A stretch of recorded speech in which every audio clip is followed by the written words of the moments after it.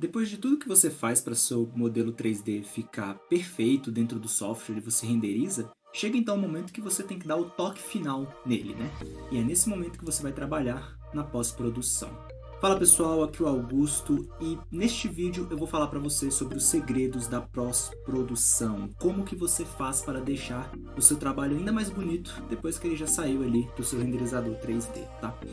Uma coisa que eu gostaria de deixar frisada é que eu vou falar sobre pós-produção, eu não vou falar sobre composição dentro de software, tá?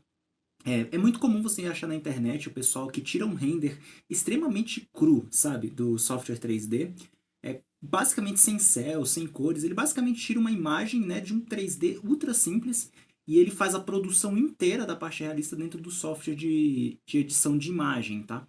Então, o meu caso aqui não é esse, tá? O meu caso aqui não é dessa criação. Eu chamo isso de composição, tá? Em composição em software de imagem. Eu não chamo isso de pós-produção, porque eu acredito que a parte da pós-produção tem uma definição diferente do que essas pessoas fazem, tá? Então, o que que eu acredito que seja pós-produção, né? Para mim, a pós-produção é dividida em duas partes.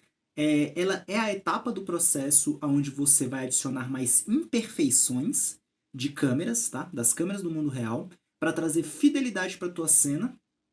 E é a etapa onde você vai melhorar a sua imagem com ajuste de cor, níveis e para deixar ela mais bonita em geral, tá? Como você pode ver aqui na tela, eu tenho aqui o meu render original, tá? Aqui embaixo, pequenininho. Infelizmente não consigo colocar ele grande aqui, porque, bom, ele ia ficar maior do que a imagem final, né? Então não ia ter graça. Mas no caso aqui ele tinha até mais informação do que eu queria, né? Eu até cortei boa parte dele aqui, porque eu queria focar mais nessa região aqui de descanso, de leitura. E como você pode ver, ele é um pouco mais escuro e mais contrastado. Mas no final eu tenho um pouco mais de glare nas janelas, né? E tenho um tom mais pastel na minha cena, né? Dando uma sensação um pouco mais próxima do que seria um sonho, né? Digamos assim. Pelo menos é isso que eu tento quando eu faço as minhas imagens, tá? Então, quais são os aspectos que você tem que ficar ligado para poder trazer essas imperfeições de câmera para dentro do teu render, tá? O primeiro aspecto que eu gosto de falar é do glare e do lens flare, tá? Que são aspectos de quando a luz entra dentro da câmera e ela meio que bate por dentro ali da lente da câmera e forma aqueles efeitos, tá? Óbvio que nessa imagem aqui, isso aqui tá bem alardeado, né? Mas é exatamente para demonstrar, tá? Esse aqui é um exemplo de lens flare, né? O Photoshop e o GIMP, eles têm filtros automáticos de lens flare, perdão, para poder fazer esse tipo de efeito. E ele é muito legal quando você quer demonstrar que a câmera olhou diretamente para um ponto de luz, né? Para um ponto de luz específico, né? Principalmente quando ele faz o movimento, né? Que você está movendo a câmera e o lens flare ele faz aquele movimento junto com a câmera. Isso traz muito realismo para a tua cena, tá? Então eu acho muito legal de usar principalmente animações. Em imagem estática eu não gosto de usar, né?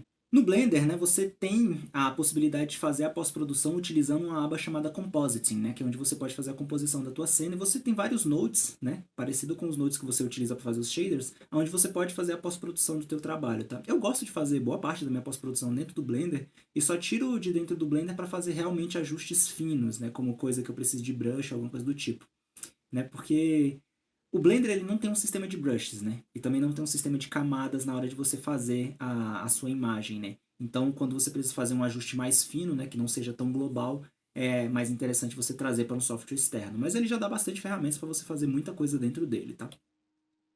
Um exemplo que eu posso trazer é o Glare Node, né, que é o Node de Glare, que ele permite que você adicione essas estrelinhas na sua imagem final, né. Esse Node aqui, você pode até trocar essas estrelinhas, né, que ele tem como nome os streaks, por Fog Glow. Assim você vai ter um fogzinho, né, um brilhozinho a mais, que dá uma sensação mais atmosférica na cena, que eu uso mais do que essas estrelinhas, na verdade, né. Eu coloquei as estrelinhas aqui só para vocês enxergarem melhor, tá. Um outro efeito comum das câmeras é o Motion Blur. O motion blur ele acontece porque a câmera ela não consegue pegar, né, a imagem de um objeto em movimento com perfeição. Ela acaba pegando vários estágios desse objeto em movimento, fazendo como se ela sobrepusesse a imagem algumas vezes, criando aquele blur, indicando que um certo objeto está se movendo. Tá? Nesse caso aqui eu tenho um exemplo de um render do Lumion. Né? Eu não gostei muito desse render porque eu percebi que os bushes, né, essas vegetações aqui estão bem repetitivas, mas eu até gostei bastante da renderização do objeto aqui no fundo, né? E a iluminação global também tá legal. Eu só acho que eles poderiam ter colocado alguma coisa aqui no fundo, né, para não deixar esse vácuo aqui que dá para ver o plano, né, o plano real aqui. Mas enfim, isso é detalhe.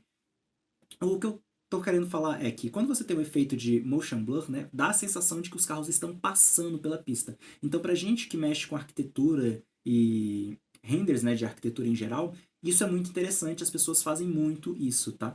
Outras pessoas que trabalham com outras áreas de 3D, que podem estar assistindo esse vídeo também, vão utilizar esse efeito principalmente para animações, né, movimentos de personagens e tudo mais, porque traz muita credibilidade para tua cena. Se você tem uma cena em movimento e ela não tem motion blur, ela parece estranha, ela parece artificial, parece plástica, tá? Então por isso que o motion blur é importante para animações. Mas no caso de visualização arquitetônica, ele é muito legal para fazer esse tipo de coisa aqui, né?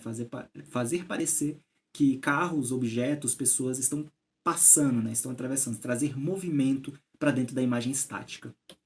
Um outro efeito que é importantíssimo é o bom e velho Depth of Field. As câmeras do mundo real, elas não conseguem focar todos os objetos ao mesmo tempo. Mesmo que elas estejam em foco infinito, ela não vai conseguir focar tudo. Alguma coisa ainda vai ter que ser deixada de lado, né?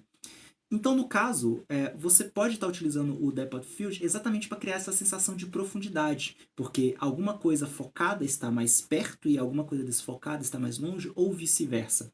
Você pode usar isso ao seu favor para poder trazer mais realidade para o teu render, tá?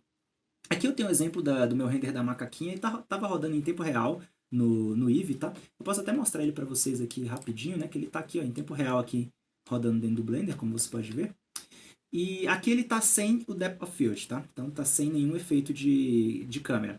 Quando eu ligo o Depth of Field, você consegue ver que a imagem ganha uma atmosfera, ganha mais um senso de profundidade, né? E mais importante para mim é que o Depth of Field ele é capaz de criar o efeito que eu queria criar com essas luzinhas aqui no fundo, que é esse efeito bokeh, tá vendo?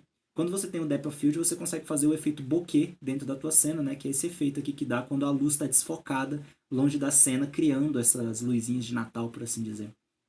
E eu acho muito legal esse efeito, porque se, por exemplo, se você for, eu vou até mostrar aqui pra vocês, se você for afastando e aproximando, ó, geralmente uma câmera quando ela anima, ela ganha essas piscadinhas. Eu gosto muito desse efeito, tá? Esse aqui é um outro exemplo de Depth of Field, tá? Um pouco mais sutil, mas é onde eu desfoquei tudo que tá aqui no meu primeiro plano, né? Que no caso é essa guitarra, esse poste aqui que, no caso esse aqui que representa a esquadria desse interior aqui dessa casa, tá? E deixei focado apenas o fundo ali, né? Pra você mostrar ali os livros, o vaso, a cadeira aqui. Então, tipo, você pode utilizar, né, essas configurações de Depth of Field para criar isso. O Depth of Field você pode criar ele tanto dentro do software diretamente, sabe? Tipo, utilizando as configurações de câmera mesmo, como você pode utilizar ele externamente no seu software de edição de imagem, tá? Seja ele Photoshop, GIMP ou seja lá qual que você estiver usando aí. Mas o que importa é que utilizando ele você ganha, né, esse plus na tua imagem, né, essa profundidade, essa delicadeza, né, essa sensação de que é real. Um último efeito que eu gostaria de citar é um efeito que ele não é muito adorado pela maioria dos fotógrafos, que se chama Chromatic Aberration, uma aberração cromática. Esse efeito ele acontece porque a luz, né, que entra dentro da câmera, ela não chega branca, ela acaba dispersando um pouco ali na lente da câmera, e quando a foto é tirada, você tem aquele efeito ali meio que de arco-íris ao redor das coisas. E isso pode não ser muito bom, né, na maioria das imagens, né? Geralmente quando as pessoas trazem para o Photoshop, eles tentam corrigir a Chromatic Aberration, mas você pode adicionar ali bem pouquinho desse efeito para poder trazer um pouco mais de realismo para a tua cena. Mas aviso, se você usar o Chromatic Aberration demais, ó, como exemplificado aqui, você vai criar uma sensação esquisita. Você vai criar uma cena que parece que a pessoa tá alta, sabe? Tá high, como se ela tivesse utilizado uma droga, né? Tipo, se você exagerar, não é à toa que nos filmes as pessoas usam muito esse efeito de Chromatic Aberration misturado com o efeito de eye fish, né? De lente de olho de peixe, para fazer a pessoa, fazer parecer, né? Indicar que a pessoa utilizou uma substância alucinógena. Então tem que tomar cuidado com isso, tá? E a última coisa, né, a quinta coisa que eu queria citar sobre isso, é que depois que você adiciona esses defeitinhos que geram essa realidade para tua cena, você pode utilizar a pós-produção, né, para fazer as correções de cores, balanço de branco e todas essas coisas assim que são mais de edição de imagem mesmo, de fazer a imagem ficar mais bonita, ao qual você encontra milhares de tutoriais na internet aí, né, de como que você deixa uma imagem mais bonita, mexe com contraste, saturação e etc. Só que isso é puramente artístico, na minha opinião. Eu acho que cada pessoa, né, tem o seu estilo e acaba desenvolvendo o seu estilo ao longo do tempo, né, ao longo dos próprios trabalhos, experimentando, vendo o que ela gosta e o que ela não gosta. No meu caso, eu tenho que é o meu render original, né, sem pós-produção. Ele já tinha o glare aqui, né, que eu já apliquei o glare dentro do Blender aqui. Só que quando eu trago para pós-produção, eu gosto de deixar ele nesse tom mais pastel. Eu gosto de dar a sensação de que é um sonho, sabe? Num sonho as coisas não são muito claras, as coisas não se distinguem muito bem, você não tem contrastes muito fortes em sonhos. Então eu gosto de colocar esse tom pastel para fazer com que a minha cena tenha mais cara de sonho, sabe? Eu acho que isso acrescenta muito no meu trabalho, né? E isso, né, é uma forma que você pode estar utilizando para criar o teu próprio estilo. Se você é uma pessoa que tem um estilo mais contrastado, mais impactante, você pode trazer isso para tua pós-produção e criar uma identidade visual a partir disso. Se você é uma pessoa que gosta de um estilo mais pastel, como é o meu caso, você pode trazer esse estilo para dentro da tua cena e criar, né, essa identidade visual do teu trabalho a partir desse estilo, sabe?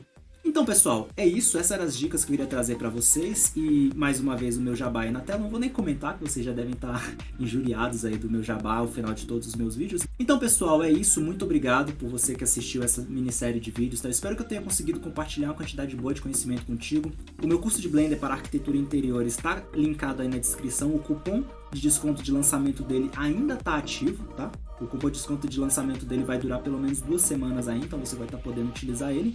E o último anúncio que eu gostaria de fazer no final desse vídeo é que o meu curso de materiais avançados vai sair em breve, tá?